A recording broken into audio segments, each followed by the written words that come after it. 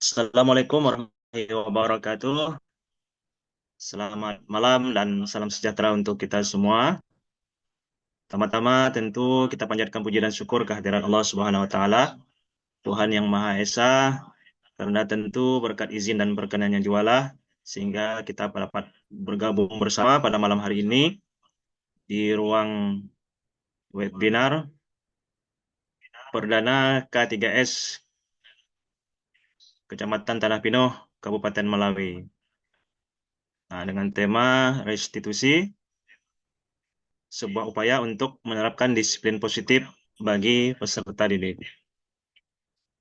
Baik Bapak dan Ibu yang kami hormati, Bapak Ibu guru hebat, sebelum kita lanjutkan ada beberapa kesepakatan mungkin yang harus kita patuhi bersama. Yang pertama nanti mic Bapak Ibu akan kami buka pada saat sesi bertanya jawab untuk menjaga keamanan dan kenyamanan kita bersama. Kemudian yang kedua, bagi Bapak Ibu yang open kamera, mohon untuk menjaga kenyamanan dan eh, ke apa namanya ketertiban selama menghadirkan webinar di PMM terutama. Ini sebagai salah satu upaya untuk memenuhi kebutuhan Bapak Ibu yang mungkin sekarang saat ini sedang gencar-gencarnya berburu sertifikat kan, apalagi di ruang-ruang webinar kadang-kala itu setelah kita ikuti sampai akhir kan, tahu-tahu revisi atau sebuah menanamkan disiplin positif pada murid. Nah, kegiatan ini diselenggarakan oleh K3S Kecamatan Tanah Pinoh, Kabupaten Melawi. Dan ini juga eh, eh, sebagai guru penggerak ya. Ya, jadi kami harus estimasikan Bapak Ibu. Baik, kita langsung yang pertama dari kegiatan kita pada hari ini. Kami mengharapkan Bapak Ibu memahami bersama kami makna dari restitusi. Yang kedua, memahami restitusi yang menyebar luas tentang restitusi. Dan keempat, dapat mengimplementasinya pada satuan pendidikan masing-masing. Apalagi yang keempat ini kami sampaikan bagi Bapak Ibu yang mengambil pada poin positif ini, implementasikan di sekolah Bapak. Baik Bapak Ibu, sambil menunggu kawan-kawan kita lanjutkan. Jadi kita perlu refleksi pelaksanaan disiplin positif di sekolah kita melalui mungkin pertanyaan-pertanyaan apakah selama ini setelah efektif dilaksanakan, apakah masih perlu tinjau kembali atau kita masih belum tahu nih apa sih sebenarnya sesungguhnya arti dari disiplin itu sendiri. Jadi banyak kita kan selama ini hanya disiplin-disiplin kan, entah mengerti tidak dengan makna yang sebenarnya kan. Nah, baik Bapak Ibu yang kami hormati, di dalam menerapkan disiplin positif ini ada cara baru yang dengan nama restitusi ya kan kita dalam malam hari ini. Lanjutkan kita ke berikutnya. Nah, sebelum kita lanjutkan ke restitusi, ada 3 motivasi perilaku manusia dan Gosen yang mana manusia berperilaku atau anak-anak berperilaku itu tujuannya yang pertama untuk kenyamanan dari eh, apa namanya eh, peraturan yang diterapkan di sekolah. Nah, jadi ini merupakan motivasi yang rendah nih, oh, namanya di dalam disiplin positif. Jadi anak berperilaku hanya untuk menghindari hukuman, kemudian hanya untuk eh, membuat menghindari dirinya dari ketidaknyamanan. Nah, kayak kita kan sering di sekolah ada anak yang misalnya baik dan kita itu sebenarnya punya aja karena itu mungkin menghindari ketidaknyamanan dan menghindari hukuman. Jadi motivasi yang paling kedua ada motivasi untuk mendapatkan imbalan atau penghargaan dari orang lain. Nah, motivasi ini juga sering muncul kepada anak-anak kita nih. Dia berperilaku hanya minta puji, kita dikomunikan tak diperhatikan orang lain. Nah, ini sih yang luar diri peserta didik kita ini juga bukan merupakan apa motivasi yang kita harapkan. Nah, yang ketiga, motivasi perilaku manusia yang ketiga yaitu untuk menjadi orang yang mereka inginkan dan hari ini di sini dengan yang jaya. Nah, inilah motivasi yang ketiga ini restitusi atau siswa kita. Positif ini adalah untuk yang ketiga. Kita ingin anak di kita punya motivasi dalam, dari dalamnya bukan dari hukuman, tak puji, tapi lahir dari diri anak tersebut, lahir ke peran yang dia ciptakan melalui proses refleksi yang kita pelajari malam hari ini. Nah, kemudian sebelum eh, tahapan restitusi, sebetulnya anak-anak berperilaku, manusia berperilaku itu atas dasar apa namanya yang kebutuhan dasar yang ingin apa namanya ingin perilaku yang dikan. Berikutnya ke slide berikutnya. Kalau masalah apa itu perlu kita luruskan bersama. Banyak orang yang menganggap kata disiplin itu dengan tata tertib. Ada juga yang mengaitkan dengan keteraturan. Kemudian ada juga dengan patuhan aturan hukuman. Jadi mempersepsikan makna disiplin tadi yang bersifat bersifat sanksi. Menurut Ki Hayawantara bahwa untuk mencapai kemerdekaan atau dalam konteks pendidikan pada saat ini, untuk menciptakan murid yang merdeka, syarat utama adalah harus ada disiplin. Disiplin yang dimaksud adalah disiplin yang lahir dari dalam, yang memiliki motivasi yang berubah dari dalam diri. Kemudian sebagai kita lakukan terhadap anak-anak yang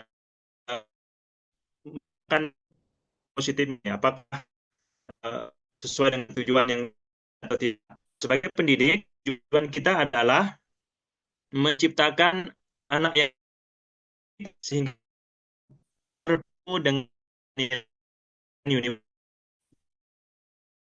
bukan eksik.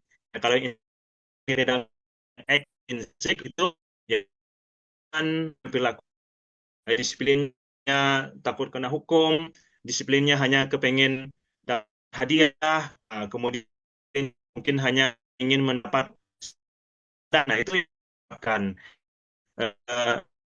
jadi kita harus mampu menciptakan yang memiliki peran menerapkan disiplin positifnya. Nah, jadi Bapak Guru hebat, Bapak Pengas, kebutuhan dasar manusia lingkaran yang sudah di dalam slide terlihat ya Bapak Ibu. Nah, teman itu ada ini yang anak kita ini anak-anak kita daftarkan ini, nah, insya Allah nanti kami bisa mengarahkan mereka pada disiplin. Nah, ada kebutuhan dasar kita satu-satu. Kemudian pertama ada kebutuhan rival adalah yang hidup ini terganggu pada anak. Sebagai contoh Bapak Ibu, kita ada biasanya memalak kawan, kemudian ya, dia melakukan mungkin dapatkan seperti itu. Nah, ini berkaitan dengan hidup. Kemudian ada juga ini di dalam kelompok kecil maupun kelompok. Tiga kebutuhan berikutnya adalah kebutuhan sayangi dan ini diterima ini meliputi kebutuhan yang berhubungan dengan konten. Nah, kebutuhan untuk yang dan kebutuhan untuk merasa bagian dari kelompok.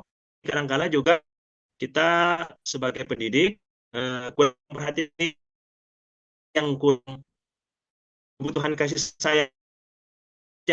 Nah, kita anak yang kita kan biasa itu kan lihat anak yang murung, lihat anak yang bersedih, lihat apa namanya yang suka sendiri, itu kita menganggap dia kurang sayang. Padahal kebutuhan kan kasih sayang ini sebetulnya kontra apa namanya berbanding terbalik biasanya.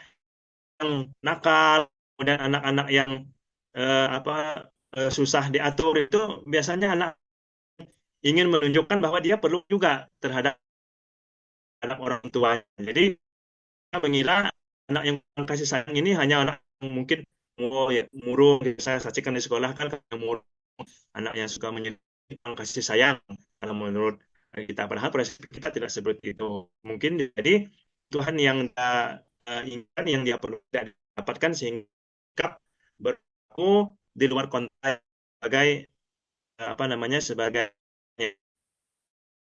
kemudian berikutnya ada setelah kasih sayang ada kebutuhan tentang penguasaan atau kebutuhan pengakuan atas kemampuan dirinya. Nah, kebutuhan ini berhubungan dengan kekuatan untuk mencapai sesuatu.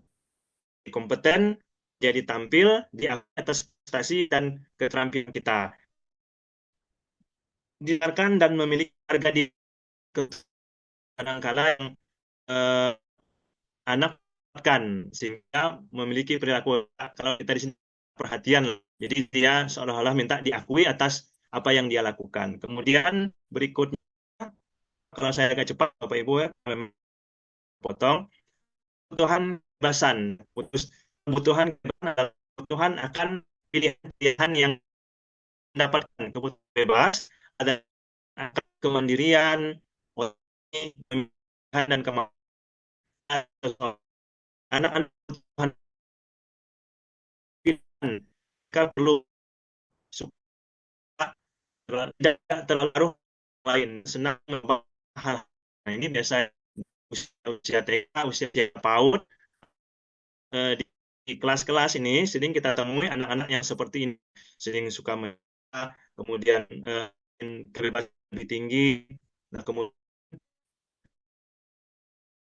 sesuatu yang belum pernah dilakukan. Kemudian berikutnya ada kesenangan, kebutuhan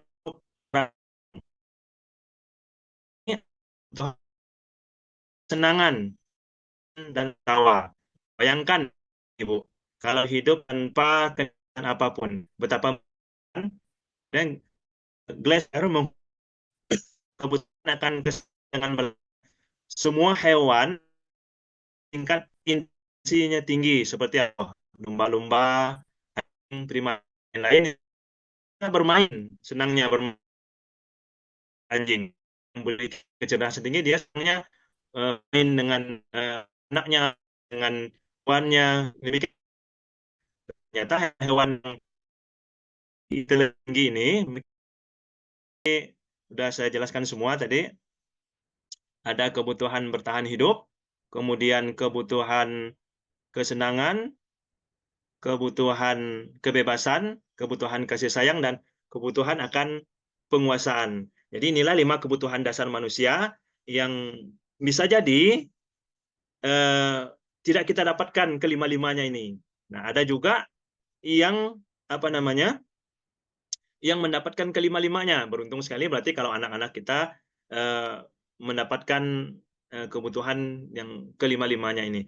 Baik Bapak dan Ibu yang kami hormati, kita lanjut kepada berikutnya. Setelah mempelajari kebutuhan akan apa namanya kebutuhan dasar manusia tadi, maka kita lanjut pada apa sih itu restitusi. Nah, restitusi ini adalah cara baru untuk pendekatan yang dilakukan untuk menciptakan disiplin positif. Kita ingin anak-anak kita di sekolah, kita coba sekarang nih, arahkan pada situasi-situasi yang menguntungkan mereka, situasi-situasi yang berdampak positif pada diri mereka. Nah, apa itu restitusi?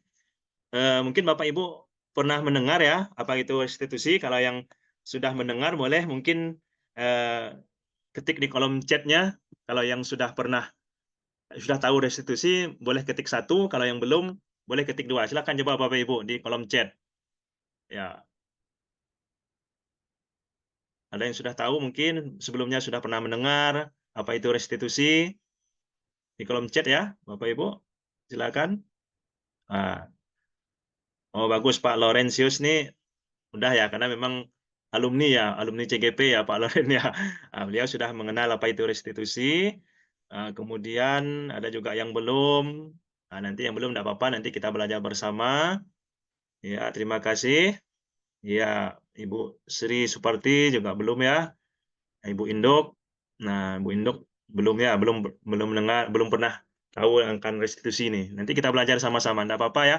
Ibu Mega juga. Nah, bagus kalau nih nanti kita bisa berbagi bersama, berarti mungkin sama Pak Sparden.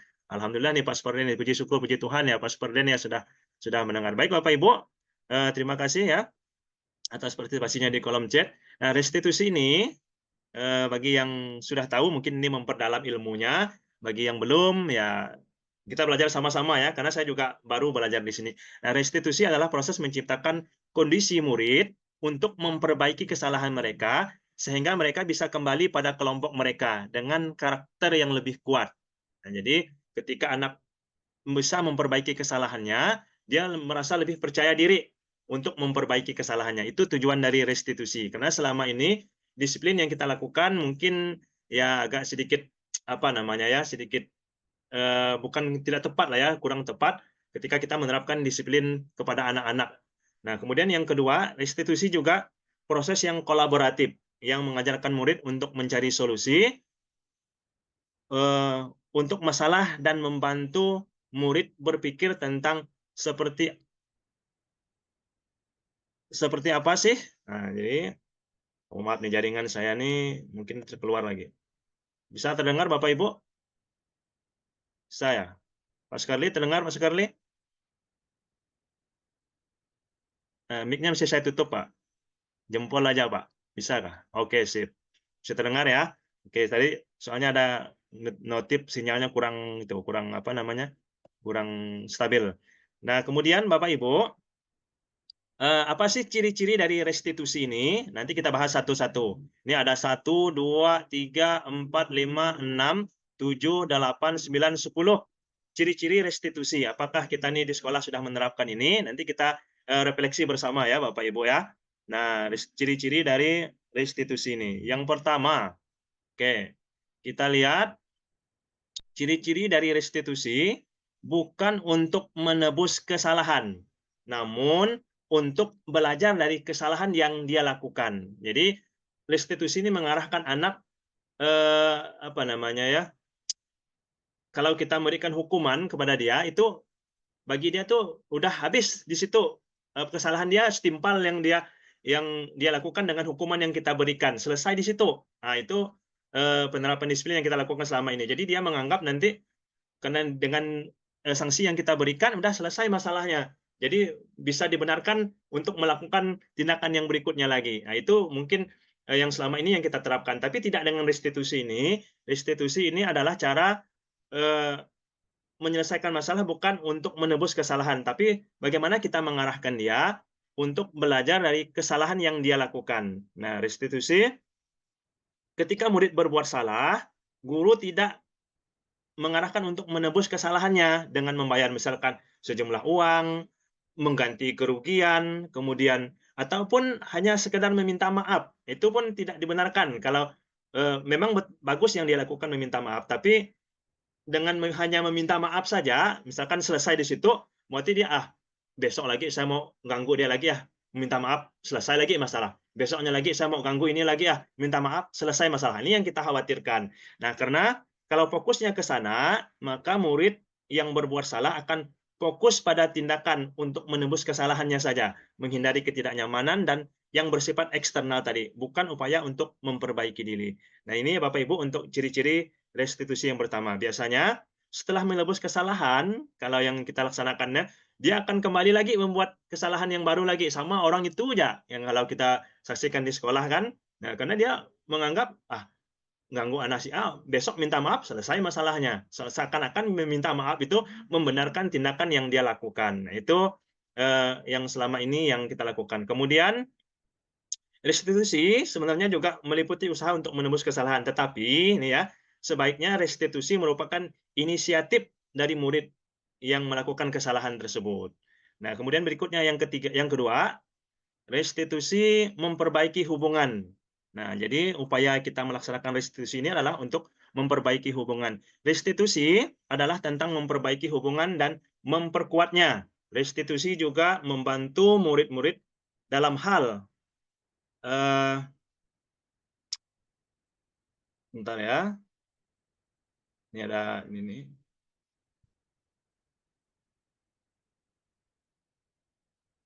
Lanjut, masih bisa terdengar?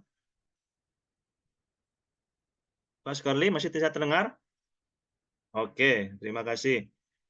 Kemudian restitusi yang kedua tadi ya, untuk memperbaiki hubungan. Nah, restitusi juga membantu murid dalam hal mereka menjadi orang seperti apa dan bagaimana yang mereka inginkan diperlukan. Restitusi adalah proses merefleksi dan memulihkan. Nah, proses ini menciptakan kondisi yang aman bagi murid untuk menjadi jujur pada diri sendiri. Mereka menjadi dan mereka menjadi diri mereka sendiri dan mengevaluasi dampak dari tindakan yang mereka lakukan. Nah, ketika proses pemulihan ini dilaksanakan, evaluasi diri telah selesai, maka bisa dimulai berpikir tentang apa yang bisa dilakukan untuk menebus kesalahan pada mereka yang menjadi korban. Nah, ini untuk memperbaiki hubungan. Kemudian berikutnya, restitusi adalah tawaran, bukan paksaan. Nah, jadi anak tidak akan terpaksa untuk ketika kita diajak untuk berestitusi ini. Restitusi yang dipaksa bukanlah restitusi, Bapak Ibu, yang sebenarnya, tapi itu hanya konsekuensi dari apa yang dia lakukan. Nah, bila guru memaksa proses restitusi, maka murid akan bertanya, apa yang akan terjadi kalau saya tidak melakukannya?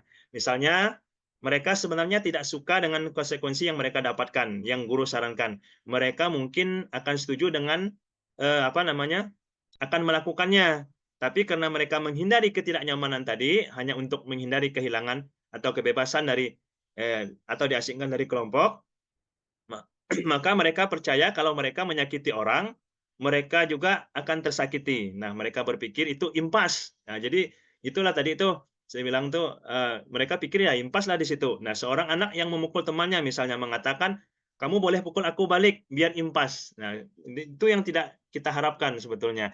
Memaksa melakukan untuk restitusi, bertentangan dengan perkembangan moral, yaitu kebebasan untuk membuat pilihan.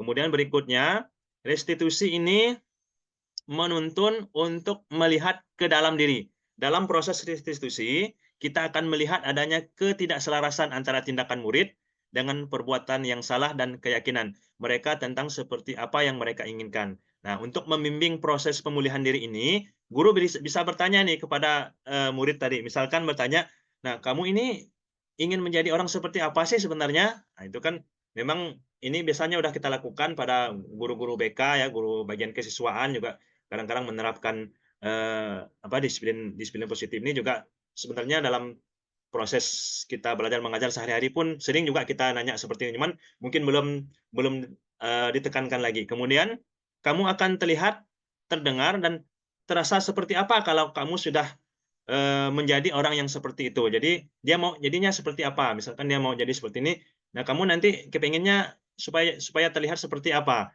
Kemudian ada juga pertanyaan yang ditajukan, apa kamu percaya tentang bagaimana orang harus memperlakukan orang lain? Kemudian bagaimana kamu memperlakukan ketika kamu berbuat salah? Apa nilai yang dianjurkan dari keluargamu tentang hal ini? Apakah kamu memegang nilai-nilai nilai-nilai kebajikan yang diperoleh dia dari keluarga ataupun di sekolah? Nah, kalau tidak, lalu apa yang dia percayai? Nah, kemudian Bapak Ibu, berikutnya ciri restitusi berikutnya, restitusi mencari kebutuhan dasar yang mendasari tindakan. Untuk berpindah dari evaluasi ke restitusi ini, penting bagi murid untuk memahami dampak dan tindakannya pada orang lain. Nah, kalau murid paham bahwa setiap orang memiliki kebutuhan dasar tadi untuk dipenuhi, hal ini akan sangat membantu Sehingga ketika murid melakukan kesalahan, mereka akan menyadari, oh ternyata kebutuhan apa yang sedang mereka coba penuhi. Nah, demikian juga dengan kebutuhan orang lain. Kemudian restitusi adalah cara yang paling baik. Nah, dalam restitusi ini, anak belajar untuk mengubah kebiasaan diri, cenderung untuk yang cenderung untuk mengomentari orang lain menjadi mengomentari diri sendiri, introspeksi diri lah kalau dalam bahasa kita sehari-hari itu. Jadi ndak harus apa namanya ngurus temannya yang lain, tapi dia mengurus dirinya sendiri, mengevaluasi dirinya sendiri sebelum mengomentari orang lain yang dia apa nama komentari. Kemudian berikutnya restitusi fokus pada karakter, bukan tindakan. Nah, dalam proses restitusi diri, maka murid akan menyadari dia sedang menjadi orang yang seperti apa, yaitu yang itu adalah menunjukkan fokus pada penguatan karakter. Nah, ketika guru membimbing murid untuk menguatkan karakternya, jadi guru ini akan mengatakan gini, perkataannya biasanya seperti ini. Ibu atau Bapak tidak terlalu mempermasalahkan apa yang kamu lakukan hari ini. Tapi mari kita bicarakan apa yang akan kamu lakukan besok. Nah, jadi walaupun kesalahan yang dia lakukan pada hari ini tidak terlalu apa namanya penting sih untuk dibahas, cuman tidak perlu apa namanya dibahas terlalu dalam. Yang terpenting itu merubah dia ke hari berikutnya itu yang paling penting. Nah, kamu bisa saja minta maaf, tapi kan orang akan lebih suka mendengar apa yang kamu lakukan dengan lebih baik lagi. Memang minta maaf, memang suka anak tadi, tapi kan dia harus juga merubah dirinya agar dia bisa apa namanya karakternya terbentuk pada berdasarkan kesalahan yang dia lakukan. Nah, ini restitusi yang berfokus pada karakter bukan tindakan. Kemudian restitusi adalah proses yang menguatkan. Nah, biasakah momen ini terjadi ketika murid melakukan kesalahan menjadi sebuah momen yang baik. Nah, jadi kita tuh kadang-kadang di rumah ketika apa namanya deh, kalau ini mohon maaf nih ke bahasa Hulu kita kan kalau bahasa Melawi ini kayak ngenyoga kan dia bahasa kita kan. Nah, biasa momen kita ketika murid melakukan kesalahan menjadi momen yang sangat baik sebetulnya. Nah, ketika dia berbuat salah, ketika dia inilah kesempatan kita untuk menguatkan restitusi yang kita berikan kepada anak. Nah, jawabannya tentu bisa kan asalkan kita belajar tentang kesalahan itu. Apa maksud dari kalimat kita bisa lebih kuat setelah kita belajar dari kesalahan? Lebih kuat di sini maksudnya gini Bapak Ibu, bukan untuk menekan perasaannya, bukan untuk apa namanya semakin membuat dia merasa bersalah, tapi kuat di sini menyadari apa yang bisa murid lakukan setelah dia melakukan kesalahan. Jadi itu adalah proses restitusi untuk dia berubah dan benar-benar akan merubahnya. Nah, kita bisa bertanya, apa yang dapat kamu rubah dari diri sendiri? Bagaimana kamu melakukan perubahannya? Nanti dia misalkan, oh, berjanji, "Pak, nanti saya datangnya lebih awal lagi, saya hidupkan alarm di rumah kalau yang terlambat," gitu kan. Jadi dia akan memperbaiki, penguatan karakter yang dia apa namanya, yang didapat darinya. Kemudian restitusi fokus pada solusi. Nah, dalam restitusi, guru menstabilkan identitas murid dengan mengatakan nih, kita tidak fokus pada kesalahan. Nah, jadi kalau kita panggil anak, nah, kita nih enggak fokus pada kesalahan yang dia lakukan pada hari ini, tapi tunjukkan rasa ketertarikan kita kepada anak untuk mencari eh, apa namanya, perbaikan untuk hari berikutnya. Kita nggak usah cari siapa yang benar, siapa yang salah. Nah, jadi ini juga kalau kebetulan saya juga kepala sekolah di SDN Negeri 1 Kota Baru, saya dengar biasanya menyaksikan beberapa orang guru ini memang betul sudah tindakan yang dilakukannya, bukan biasanya kalau ada anak dipanggil itu, kalau Pak Hengki itu biasa tuh, "Kami tidak cari benar, kami tidak cari salah." Nah, itu yang beliau tekankan pertama dulu. Jadi kita, berusaha memperbaiki hal yang ingin apa namanya, memperbaiki kesalahan yang telah dilakukan, bukan untuk mencari benar atau salah. Kemudian berikutnya, restitusi mengembalikan murid yang berbuat salah pada kelompoknya. Nah, mari kita lihat. Pendidikan kita sering memisahkan anak, ini kan, dari kelompoknya. Nih, ibu-ibu TK nih. Jadi, ini ada Ibu siapa kalau di sini, ada Ibu Yayah, kemudian ada juga Ibu Susi tadi bergabung, Ibu Sri Suparti, ini guru-guru TK nih, ini meskipun ini juga kadang-kadang guru SD juga lakukan ini Kak, ya Bapak Ibu ya. Nah, memisahkan anak dari kelompoknya. Misalkan gini, anak TK yang bersikap tidak kooperatif saat kerja kelompok, nah, biasanya kegiatan pada saat kegiatan mendongeng misalnya dari gurunya. Nah, karena dia menunjukkan sikap tidak kooperatif tadi, anak itu justru disuruh keluar, kamu udah keluar sana, nggak usah di sini lagi, keluar dari kelompok." Nah, atau anak itu diminta untuk, "Kamu duduk sendiri di belakang." Itu juga biasa kita lakukan ya Bapak Ibu ya, ketika ada anak yang, geram juga kita kan ini kerja kelompok, ini dalam kelompok besar, tapi ada satu orang anak yang menunjukkan. Nah, kita justru menunjukkan hal itu gitu kan, memisahkan anak dari kelompoknya, padahal itu bukan tindakan yang benar. Nah, disuruh keluar dari bahkan sampai ada yang disuruh keluar dari koridor atau, udah kamu keluar saja ke ruangan, keluar dari kelas." Nah, atau, "Kamu ke kantor saja." Nah, guru sendiri bahkan kadang disuruh keluar, nggak dikontrol lagi, bahkan nanti bisa terjadi hal-hal yang fatal ya. Bisa jadi dia pulang kan frustasi, lari, ketakutan, di tengah jalan lalu kecelakaan misalkan. Nah, ini juga yang tidak kita inginkan. Jadi restitusi ini adalah mengembalikan murid yang berbuat salah pada kelompoknya. Nah, bagaimana kalau ada anak remaja yang nakal? Misalnya nih, di rumah kan kita ada anak nakal, anak remaja nih, mohon maaf ya Bapak Ibu ya, malah disuruh pergi dari rumah.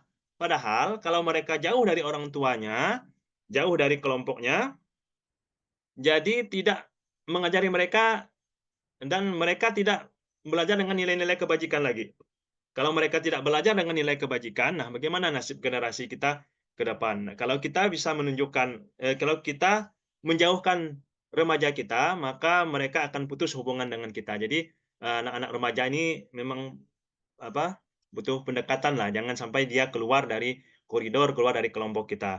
Nah, ketika anak berbuat salah, kita tidak bisa memotivasi anak untuk menjadi baik. Kita hanya bisa menciptakan kondisi anak agar mereka bisa melihat ke dalam diri mereka. Kita seharusnya mengajari mereka untuk menyelesaikan masalah mereka dan berusaha mengembalikan mereka ke dalam kelompoknya dengan karakter yang lebih kuat. Jadi upayakan jangan mengeluarkan anak dari kelompoknya dulu, walaupun hal tersebut, apa namanya, eee seakan-akan menjadi pembenaran bagi kita ya. Jadi kalau ada anak yang yang ribut keluar dari kelompok itu kan lah aman, nyaman kita ngajar. Nah, padahal bagi si anak itu, ya dia akan merasa akan merasa terasingkan. Jadi ndak bisa menerima lagi nilai-nilai yang kebajikan yang kita harapkan. Baik Bapak dan Ibu, ini adalah ciri-ciri dari restitusi.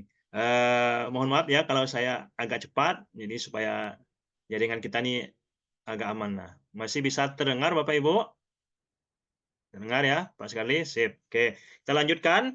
Lalu, eee, ini kan saya sudah jelaskan panjang lebar nih tentang restitusi kan. Kira-kira punya gambaran nggak Bapak Ibu untuk menerapkannya di sekolah gitu? Gimana sih, apa sih yang dikatakan Pak Rahmat nih restitusi restitusi restitusi dari awal kan, eee, hampir-hampir mirip dengan penerapan disiplin lah di apa namanya, di sekolah kami gitu kan. Tapi sesungguhnya walaupun itu berjalan, bisa jadi penerapan disiplin di sekolah kita selama ini sudah beriringan sebetulnya dengan restitusi yang kita lakukan. Nah, jadi Bapak Ibu, eee apa namanya, mohon maaf ya Bapak Ibu, saya belum membagikan absen webinar kita ya. Ini ada yang masuk nih. Nanti saya bagikan di kolom chat setelah bagian ketika beralih ke bagian Pak Sukarli nanti. Ini presensi kita. Baik, biasalah kalau dalam ruang online nih biasa Bapak Ibu ya. Eee, kemudian Bapak Ibu, nah setelah menjelaskan apa itu restitusi tadi, bagaimana cara kita menerapkannya di sekolah?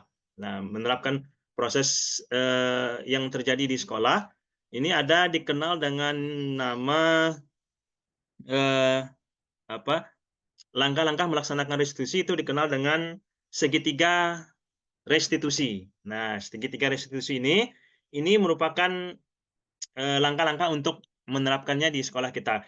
Ini bisa terbalik-balik Bapak Ibu ya, jadi ndak harus, berurutan, tapi penting kita mengetahui kita itu berada di poin mana dalam penerapan restitusi. Yang pertama itu ada yang paling bawah, menstabilkan identitas. Nah, menstabilkan identitas yang kita lakukan ini, misalnya gini nih, ketika ada anak ada masalah, dan kita panggil, buat dia merasa tenang dulu berhadapan dengan kita.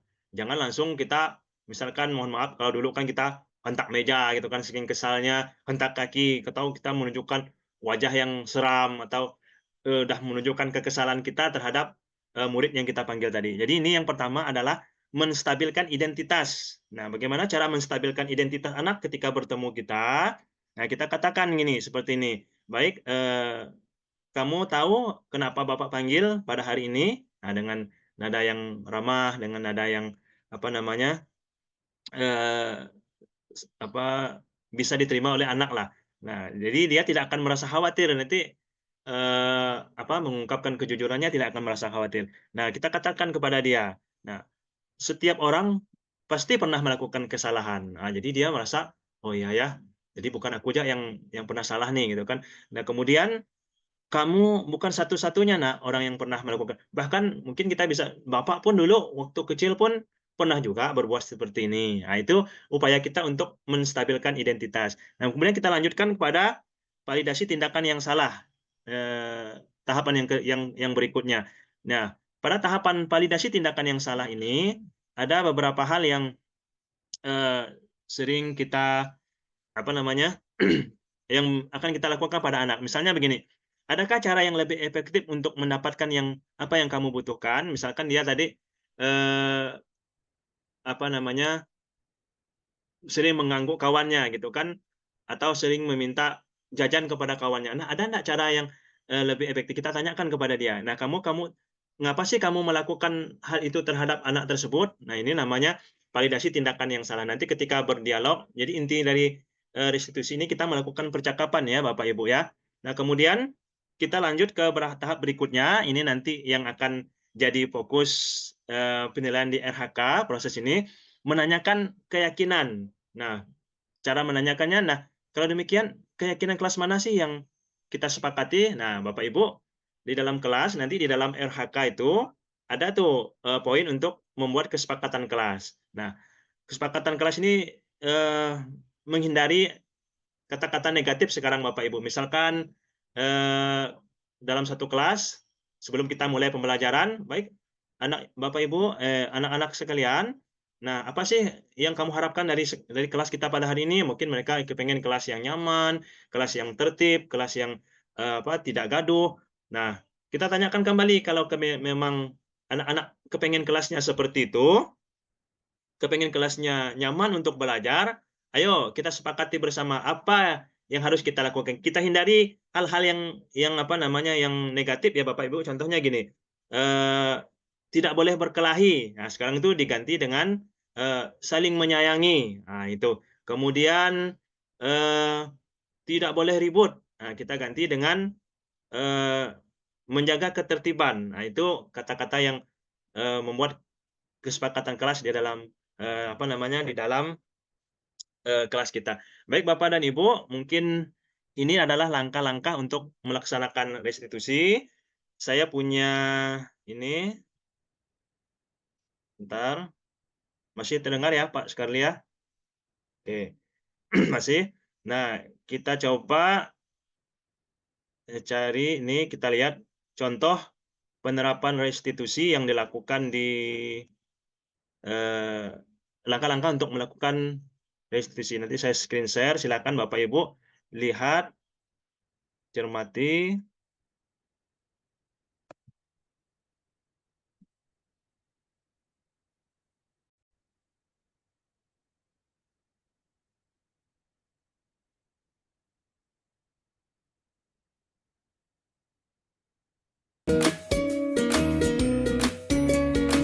Ini contoh melaksanakan restitusi. Salam dan bahagia Ibu dan Bapak guru hebat.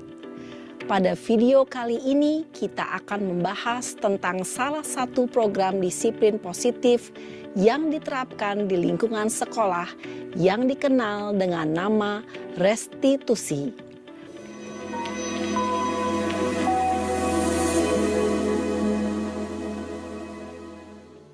Restitusi dikembangkan oleh pakar pendidikan Diane Gossen. berlandaskan pada teori kontrol Dr. William Glasser. Segitiga restitusi adalah suatu proses dialog yang dijalankan oleh guru atau orang tua agar dapat menghasilkan murid yang mandiri dan bertanggung jawab. Pada saat guru di posisi manajer, aspek yang dikembangkan pada murid adalah motivasi intrinsik, sehingga penanaman nilai-nilai kebajikan dapat tumbuh dan berkembang menjadi suatu kebiasaan positif yang akhirnya membentuk karakter murid. Proses dialog ini terdiri dari 3 langkah yang digambarkan pada ketiga sisi pada segitiga restitusi. Sisi pertama adalah menstabilkan identitas. Sisi yang kedua adalah validasi tindakan yang salah. Dan sisi yang ketiga adalah menanyakan keyakinan. Ibu dan Bapak guru, berikut ini akan ditunjukkan bagaimana seorang guru berada dalam posisi manajer menggunakan penerapan segitiga restitusi.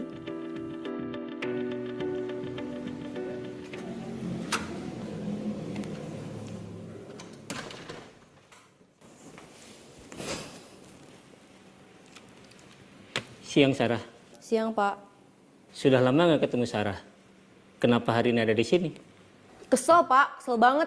Masa aku dikatain tukang fitnah, Pak? Ya aku marah lah. Aku balik ngatain Eka di depan kelas. Kesel banget. Oh, begitu. Ya pasti kamu marah dan kesal. Bapak juga akan marah apabila ada yang menuduh Bapak seperti itu. Kemudian, pada saat itu, kamu mau melakukan apa? Ya saya langsung ngatain Eka lah, Pak. Kesel banget. Saya bentak-bentak dia depan teman-teman lain. Oh, begitu. Pasti kamu melakukan seperti itu karena suatu alasan tertentu, bukan? Iyalah, masa saya diam saja, Pak? Ya saya bela diri lah. Masa saya dituduh tukang fitnah? Ya wajarlah. Mempertahankan harga diri itu sesuatu yang penting buat kamu. Untung kamu tidak bertindak lebih gegabah lagi. Hanya membentak-bentak. Iya, Pak. Untung saya masih bersabar dan hanya membentak saja. Sudah gemes padahal, saya pasti bela diri lah. Ya pasti ya, tapi kamu memilih untuk tetap bertahan dan bersabar. Kamu memilih untuk tidak berbuat lebih parah lagi, bukan? Iya. Nah, sekarang coba kita lihat lagi. Tindakan kamu yang bentak-bentak Eka di kelas. Tindakan kamu itu kira-kira sesuai dengan keyakinan kelas atau prinsip kamu tidak? Enggak lah, Pak. Capek, Pak, jadi pemarah.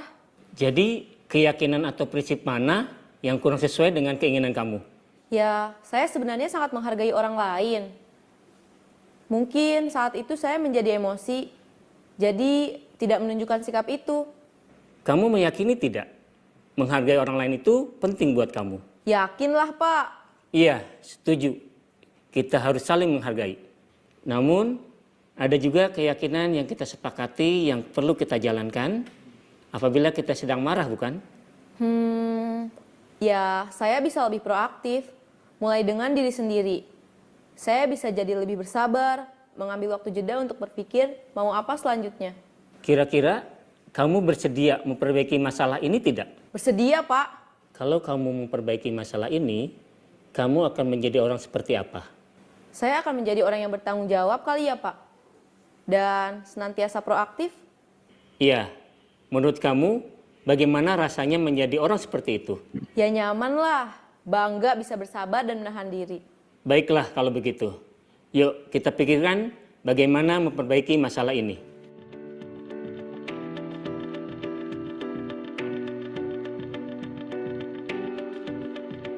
Ibu dan Bapak guru hebat, baru saja kita menyaksikan contoh bagaimana seorang guru berada dalam posisi manajer menggunakan penerapan segitiga restitusi.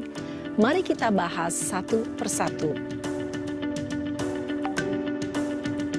Pada sisi pertama, menstabilkan identitas berdasarkan pada prinsip bahwa membuat kesalahan adalah bagian dari proses pembelajaran. Sisi pertama dari segitiga ini berperan menggeser identitas murid dari identitas gagal ke identitas sukses. Murid yang sedang bertingkah laku yang tidak pantas atau menarik diri saat itu sedang mengalami identitas gagal. Bila kita mengkritiknya, maka posisinya tidak akan berubah. Kita bisa mengajukan pernyataan-pernyataan ini. 1. Membuat kesalahan sesuatu yang wajar. 2. Manusia tidak ada yang sempurna. 3. Kita bisa memperbaiki masalah ini. 4. Saya tidak menanyakan kesalahannya. Saya lebih fokus bagaimana memperbaiki masalah ini.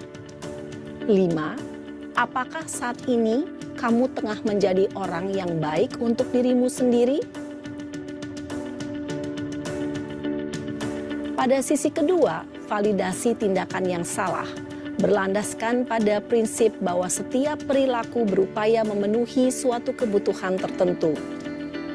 Guru yang telah memahami teori kontrol akan bergeser dari pemikiran stimulus respon menjadi proaktif dan mencoba untuk mengenali tujuan dari perilaku murid. Mengenali dan mengakui kebutuhan murid ini dapat memperbaiki hubungan dengan murid tersebut. Pernyataan atau pertanyaan bisa disampaikan dengan nada suara tidak menghakimi atau memojokkan, sehingga dapat mengembalikan murid pada posisi positif. 1. Kamu bisa saja bertindak lebih gegabah lagi dari ini. 2. Kamu bukan melakukannya tanpa suatu alasan tertentu.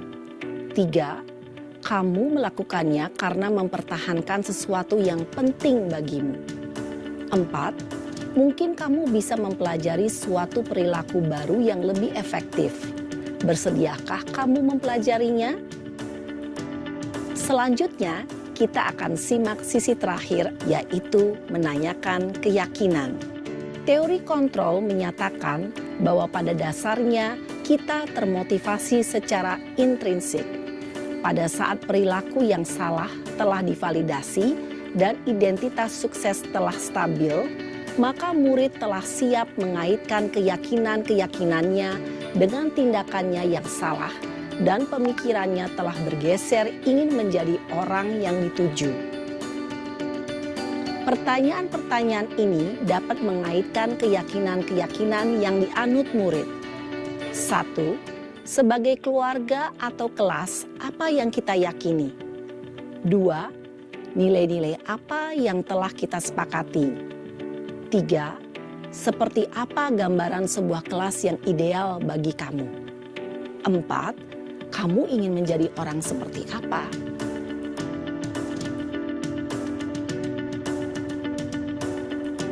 Dalam menerapkan segitiga restitusi, perlu diperhatikan beberapa hal, yaitu 1. Perilaku yang salah perlu dikaitkan dengan nilai-nilai atau keyakinan-keyakinan yang telah disepakati atau dituju.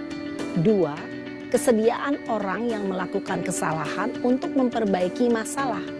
3. Pemecahan masalah sebisa mungkin relevan atau memiliki hubungan dengan masalah yang ada.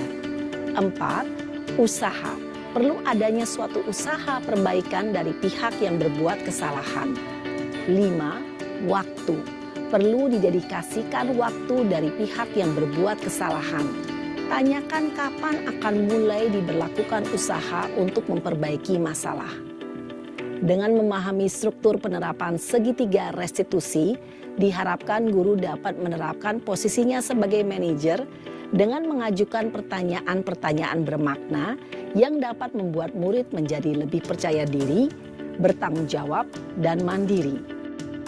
Nah, Ibu Bapak Guru perlu tidaknya mengikuti ketiga tahapan dalam segitiga restitusi bergantung pada ringan beratnya suatu permasalahan. Misalnya, bila permasalahan tersebut ringan, maka tidak perlu dijalankan secara berurutan. Bahkan bisa semudah menanyakan, apa keyakinan yang kita sepakati? Dengan menjalankan segitiga restitusi, dengan mengajukan pertanyaan-pertanyaan bermakna, diharapkan murid menjadi lebih kuat secara pribadi, dapat membuka wawasan murid agar dapat menyelesaikan permasalahannya sendiri, semakin percaya diri, mandiri, dan merdeka. Salam dan bahagia, Ibu Bapak Guru hebat.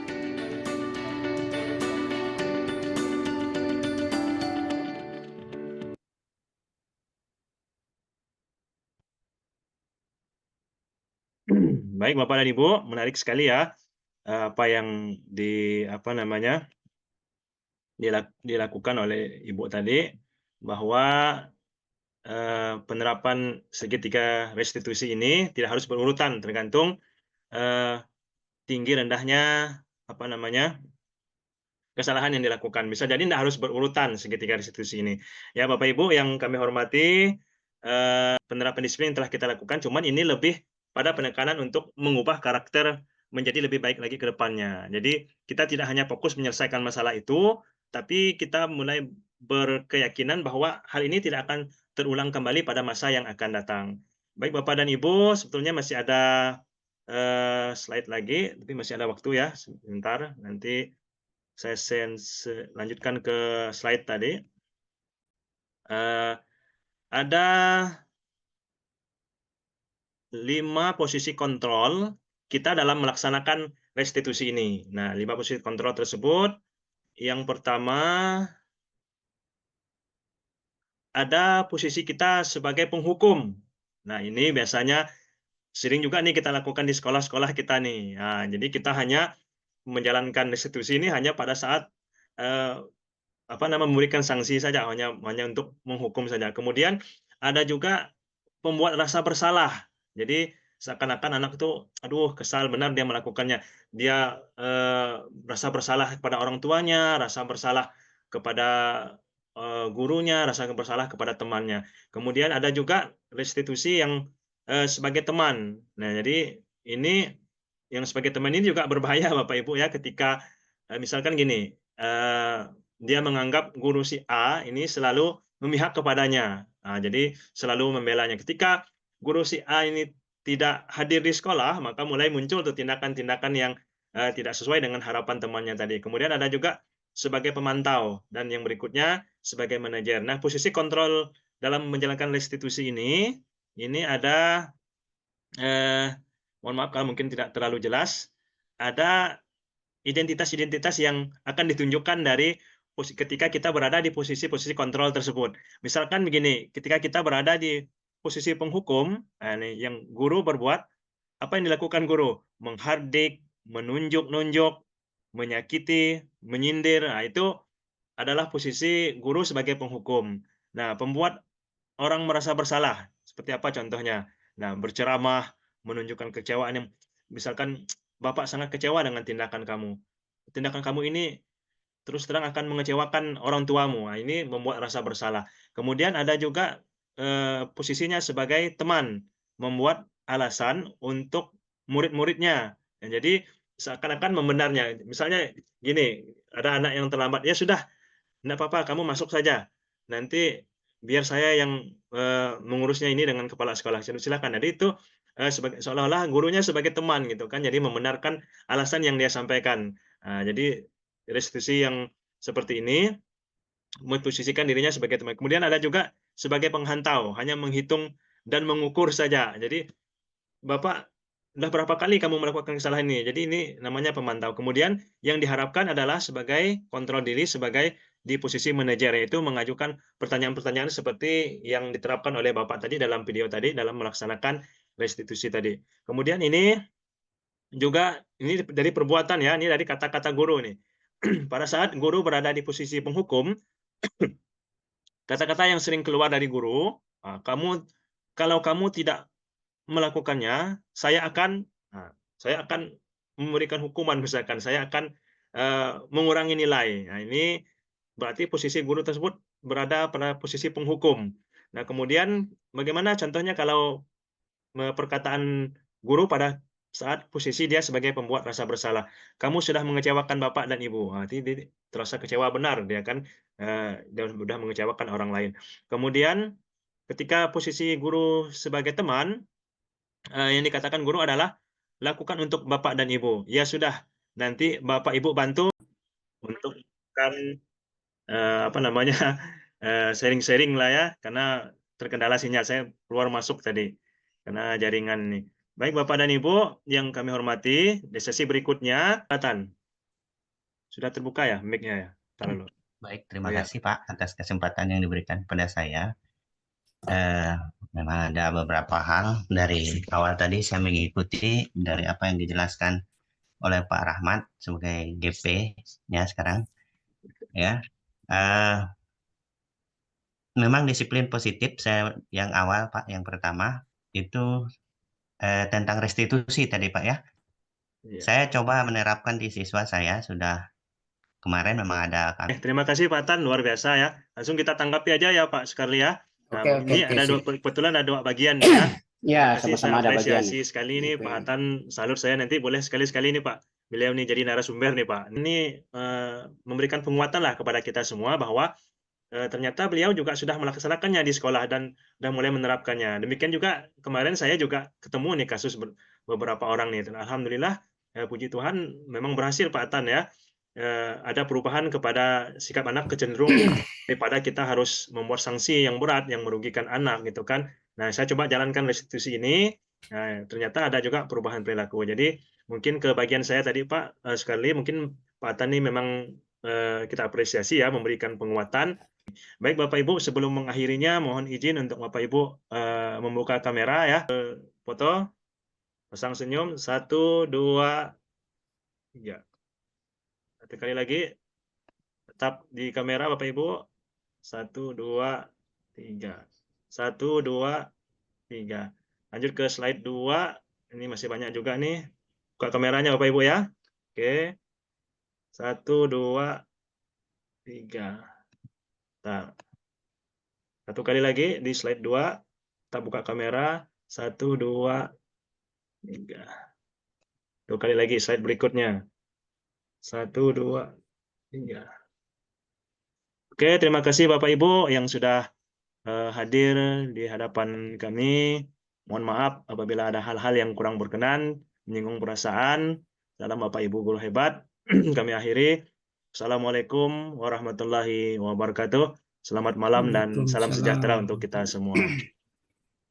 Selamat malam. Izin live Pak ya.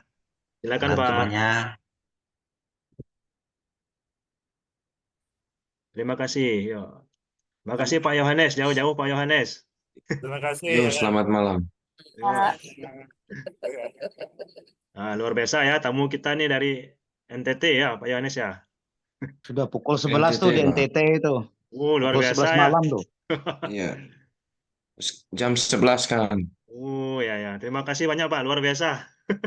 Semangat Pak Yohanes. Melaju. Yo, Silakan Bapak Ibu yang ingin meninggalkan room. Kami persilakan. Link absennya kami buka sampai besok ya Bapak Ibu ya, masih bisa diakses karena mungkin sinyal nanti kami kirim lewat email Bapak Ibu. Yang Terima kasih Pak ilmunya. Oh, sama-sama Bu. terima kasih Terima Pak. kasih. Terima kasih ya. Ya. Terima kasih. Ya. Mudah-mudahan nanti kita bisa berkenalan nanti. Karena memang kita terbatas waktunya Bapak Ibu ya. Assalamualaikum. Waalaikumsalam warahmatullahi wabarakatuh.